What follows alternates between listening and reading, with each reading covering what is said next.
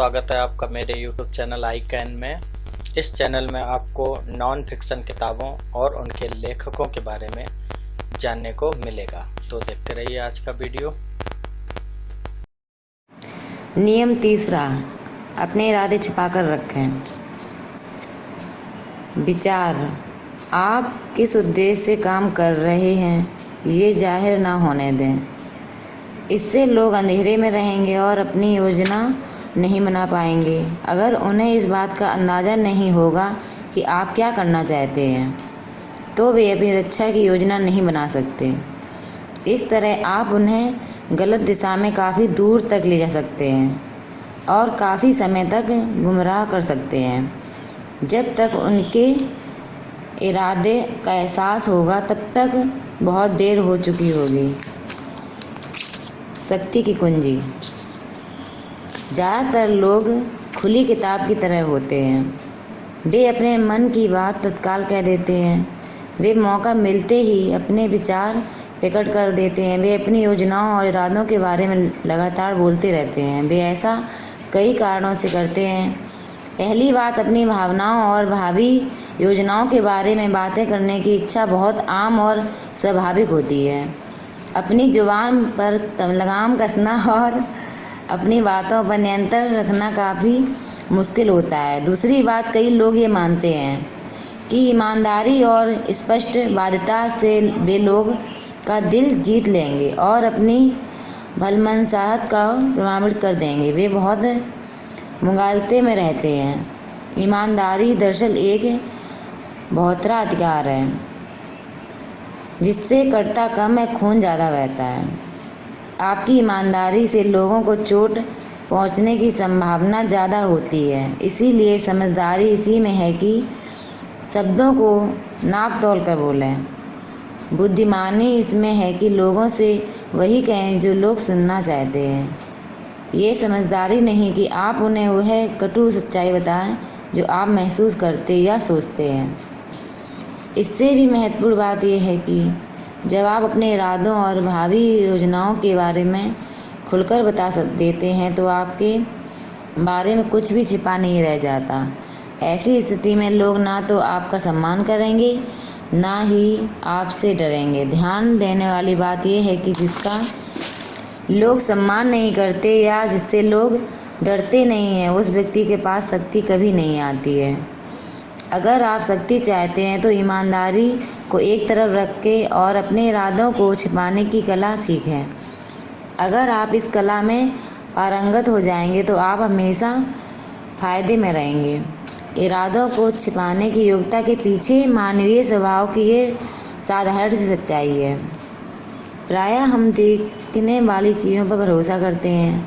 हम जो देखते हैं और सुनते हैं उसकी सच्चाई पर हम संदेह नहीं करते हैं। अगर हम दिखने वाली चीज़ों के पीछे दूसरी चीज़ों को छिपे होने की कल्पना करेंगे तो हम न सिर्फ बहुत थक जाएंगे बल्कि दहशत भी करेंगे। इस कारण इरादों को छिपाना तुलनात्मक रूप से ज़्यादा आसान हो जाता है। ऐसा लक्ष्य या उद्देश्य बताएं जिससे लोग प्रभावित हो जाएं। जरूरी नहीं कि आपका असली लक्ष्य वही हो। जब आप उस लक्ष्य को लोगों की आंखों के सामने बार बार रखते रहेंगे तो वे उसे ही आपका असली लक्ष्य मान लेंगे। इरादों को छिपाने का एक तरीका ये है कि आप अपनी इच्छाओं और लक्ष्यों के बारे में लगातार बातें करते रहें, लेकिन वे आपकी असली इच्छाएं और लक्ष्य नहीं होने चाहिए। इस तरह आप एक पत्थर से 3 शिकार करेंगे। आप दोस्ताना, निष्पक्ष और विश्वसनीय नज़र पाएंगे। आप अपने इरादों को छिपा लेंगे और आप अपने प्रतिद्वंदियों को गलत दिशा में भेज देंगे जिससे उनका समय बर्बाद होगा। लोगों को गुमराह करने का एक और सशक्त औजार है झूठी निष्पक्षता। लोग गलती से निष्कपटता को ईमानदारी मान लेते हैं। जब लोगों को ऐसा लगता है कि आप जो कह रहे हैं उसमें आप विश्वास करते हैं तो इससे आपके शब्दों का वजन बहुत बढ़ जाता है। यागो ने इसी तरह ओथेलो को धोखा दिया था और उसे बर्बाद किया था। ऐसा लग रहा था कि यागो की भावनाएं सच्ची हैं। ऐसा लग रहा था कि डेस्डेमोना की बेवफाई के बारे में उसकी चिंता निष्कपट है। ऐसे में ओथेलो उस पर अविश्वास कैसे कर सकता था? अगर आप ये मानते हैं कि धोखेबाज लोग हवाबाज होते हैं जो बड़े बड़े झूठों और अतिशयोक्तिपूर्ण कहानियों से गुमराह करते हैं, तो आप बहुत गलत सोचते हैं। सबसे अच्छे धोखेबाज वे होते हैं जो उदासीन और अदृश्य मुखौटों का इस्तेमाल करते हैं, जिस वजह से उनकी तरफ किसी का ध्यान नहीं जाता है। वे जानते हैं कि अनावश्यक शब्दों और हरकतों से लोगों का संदेह तत्काल जाग जाएगा, इसीलिए वे अपने लक्ष्य को सामान्य, जाने पहचाने और मासूम शब्दों के पीछे छिपा लेते हैं। एक बार जब आप जाने पहचाने शब्दों का इस्तेमाल करके लोगों की सतर्कता को दबा देंगे, तो फिर उनका ध्यान इस तरफ नहीं जाएगा कि इन शब्दों के पीछे धोखा देने के इरादे हैं। आपका नकाब जितना एक रूप होगा, आपके इरादे उतने ही अच्छी तरह छिपे रहेंगे।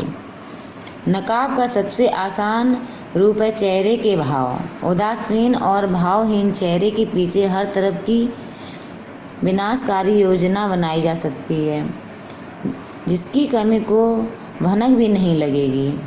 इतिहास के सबसे शक्तिशाली लोग इस हथियार का इस्तेमाल करने में निपुण थे। कहा जाता है कि फ्रैंकलिन डी रूजवेल्ट के चेहरे को देखकर कोई भी उनके दिल की बात नहीं समझ सकता था।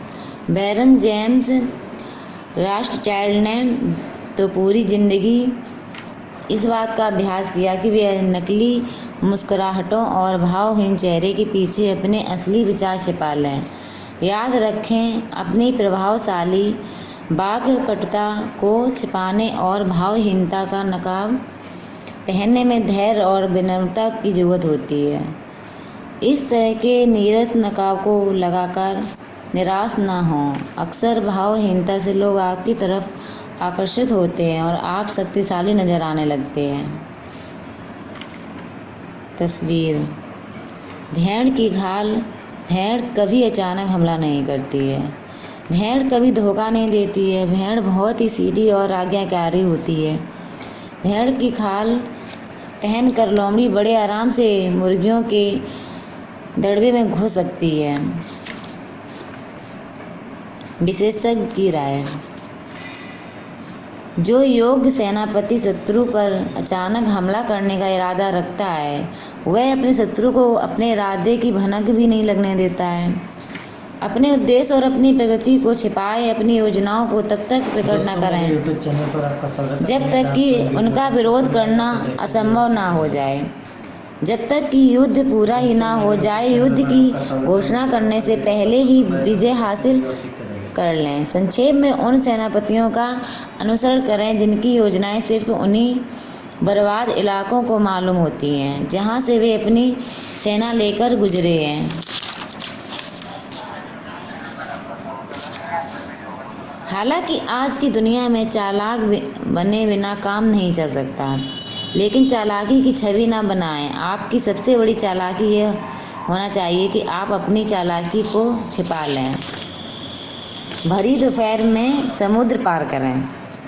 इसका मतलब ये है कि अपने चेहरे के सामने जाना पहचाना मुखौटा लगा लें। दोस्तों, आपको वीडियो कैसा लगा कमेंट में हमें बताएं और वीडियो को लाइक शेयर भी करें और हाँ, चैनल को सब्सक्राइब करना ना भूलें।